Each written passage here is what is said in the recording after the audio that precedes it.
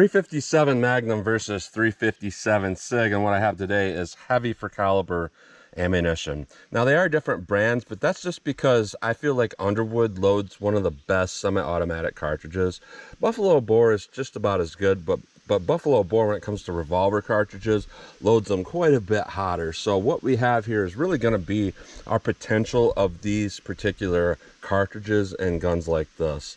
And this is a 4-inch barrel revolver and a 5-inch barrel pistol. So with our 357 Sig, what we have is a 147 grain jacketed hollow point. Now what makes 147 grain in a 357 Sig a little bit different than something like a 9mm, because I know a lot of people say, well, I can just use 9mm plus P plus instead of 357 Sig. But when you're talking a 147 grain and a 9mm, it's actually a very reduced powered load. You know, typical barrel lengths, 9mm plus P, you're looking at anywhere between like 350 and 450 foot-pounds energy. But when you go to a 147 grain and 9mm, you're looking at something like 250, 275, 320 foot-pounds. It's a very reduced powered load, but because of the increased case capacity of the 357 Sig, our 147 grain and that is not a reduced powered load. I mean, it might be a slightly reduced compared to like a 125 grain in the same way that a 357 is, but it's still a full power load. And same with the 357 Magnum. This is a 158 grain jacketed hollow point. And it's not a reduced power load, it's a very powerful load, but heavy for caliber. What are we going to get between 357 Sig and 357 Magnum? So we shall see. I'm going to go through the chronograph, see what kind of velocity and accuracy I get at the same time. Then I'm going to do my 10% clear ballistic test. We have 4 layers of denim, followed by 3 inches of clear ballistics to represent hitting a pectoral muscle, followed by a 1/4 inch MDF to represent hitting ribs or sternum, and into more clear ballistics. We'll do a shot with the MDF, and we'll do a shot without the MDF. Then I'm going to shoot from my full-size steel silhouette from a little bit of a distance, and looks like we have some rogue watermelons here that we need to take out. So let's get started with this test. All right, I'm about 5 yards from the target, 4 yards from the chronograph. Let's start up with our 357 Sig, 147 grain. See what kind of velocity and accuracy we get. 1286, 1272, 1282, 1297, 1291. That's pretty impressive for, you know, a 357 Sig for a 147 grain. 357 Magnum, let's see what we got. No read on that one. 1420. No read. See, I'm pulling these shots a little bit to the right, so that's why I'm not getting reads here.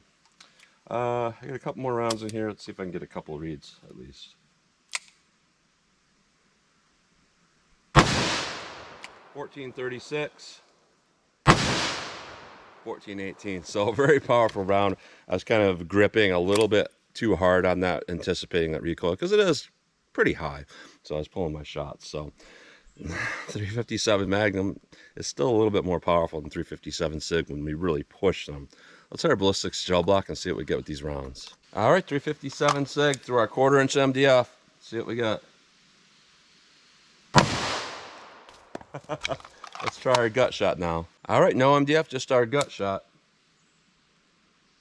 Let's go up and take a look.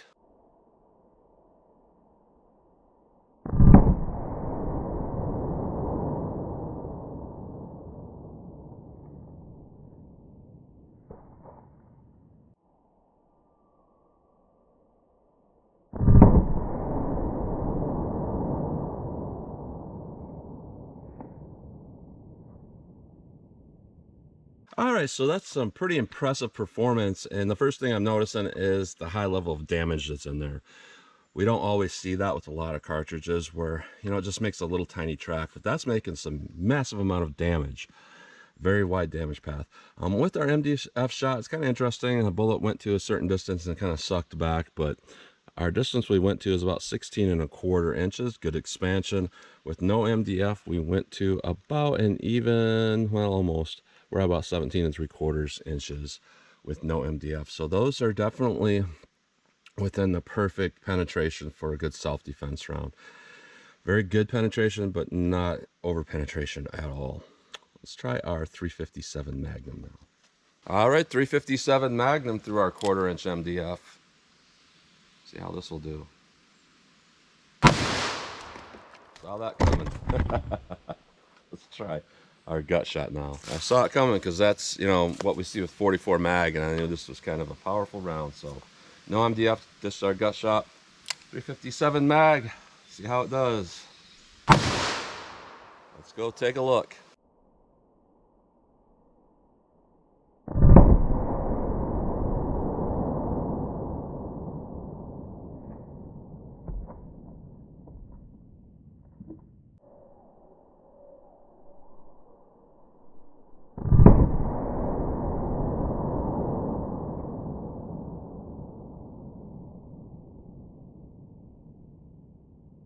All right, so we got more penetration with that, and I believe these are different bullets from one another. Interesting, this kind of went down and bounced off this shelf here, but it doesn't really look like it damaged that shelf much at all, so I'm still going to count that. But I believe that the 357 SIGs, you know, they said XTPs on them when I purchased them, but when I got them in the mail, they did not look like XTPs, so I think they're possibly nozzlers. But pretty similar bullets in some sense. But with our MDF shot with our 357 Magnum, we got a penetration of about 21 and a half inches. Good expansion. No MDF. We're looking at about 22 and a 1/4 inches. So very consistent with these penetrations between both of these. Our 357 Magnum, you know, it's just a little bit more powerful, and it's one of those things to take into consideration. You know, a lot of times when you have cartridges that are of the same power and one bullet design doesn't expand and the other one does, the one that does not expand will like penetrate a lot deeper. But if you have both styles expanding really big and the one's penetrating a lot deeper, that's because there's a lot more energy there. So both of these look like pretty good performers in my opinion, and the over penetration isn't really significant with that 357 Magnum. A lot of people talk about that, but if it were to pass through an attacker, you know, you're talking, it's not going very fast after that. So let's try to take out those rogue watermelons now and see what we get. All right, I'm roughly 10 yards from those melons. I don't want to get too close with this because these are some pretty powerful cartridges. 357 SIG on the left. Let's see what we get. That's one shooter. Let me take out one of these other little pieces here. One more.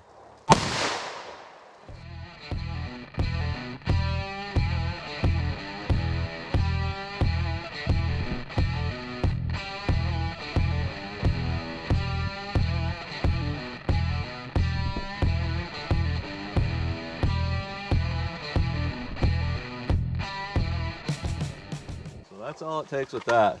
357 Magnum. See how this will do. Oh yeah. See, it's zipping through it a little bit quicker because that bullet's a little bit heavier.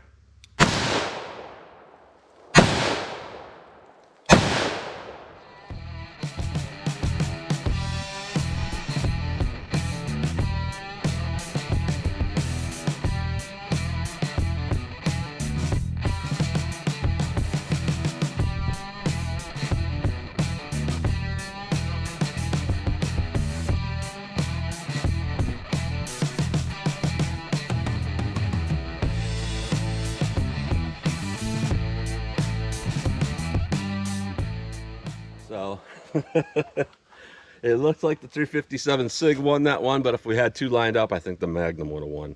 Let's shoot from a little distance and see what kind of practical accuracy I can get with these. All right, these are full-size handguns, and these are heavy bullets, so forget the 40 yards. I decided to come back from 75 yards. You know, heavier bullets do retain their energy at a little bit longer distance out, so I just want to see what I can do with these. This gun historically shoots a little bit to the left for me, so I might have to aim right to see if I can get any hits.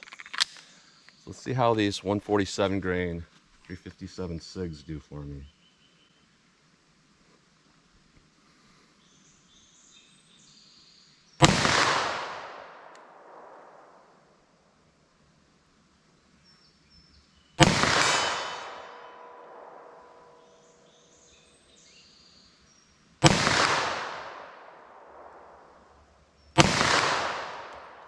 Not really sure exactly where they're hitting.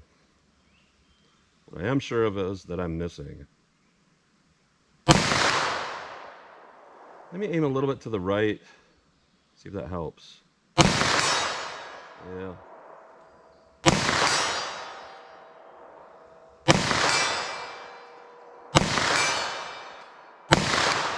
All right, so I had to aim basically on the right shoulder of that target to get those hits. 357 mag. I don't know if I can hit in double action, but generally this gun is sighted in for me, so let me see what I get.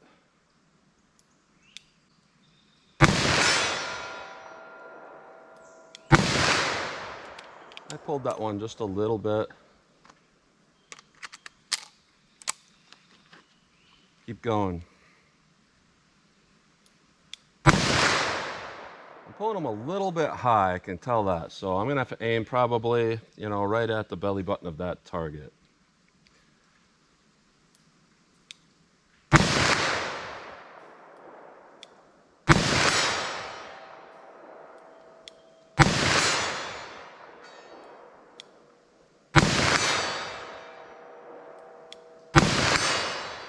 All right, so consistently the 357 mag and this gun did a little bit better than the 357 Sig and that gun, but 75 yards is kind of a ridiculous distance anyways. So I'm gonna say I'm still getting really impressed with the 357 Sig. And I wanted to kind of do this test because a lot of the ammo that you get out there that says 357 Magnum on it is a really low loaded, you know, version of what 357 Magnum is supposed to be or what its potential can be. You know, I've shot stuff in full-size guns that were anywhere between like 450 and 500 foot-pounds. Your typical is somewhere around 550 to 600, but you get a little bit more energy than that when you push the round a little bit more, like with a buffalo bore. 357 Sig, that's about our max potential, but it's still an excellent cartridge for what it is, and definitely more versatile in a sense than 9mm because different bullet weights don't really change how powerful it is that much. So you have a wider array of bullets you can use. So you can go down to something super light, 100 grain-ish, that's going to fragment out, or you can go up to probably a little over 147 grain depending on the bullet and have a good hunting load that, you know, you really couldn't do with a 9mm because at that point the 9mm you'd be below, well below 1,000 feet per second. So that's what you get today. Pretty interesting test, and I'm going to say they're still pretty comparable, and the 357 Sig is still impressing me as a cartridge. So as always, comment, share, and like, and thanks for watching.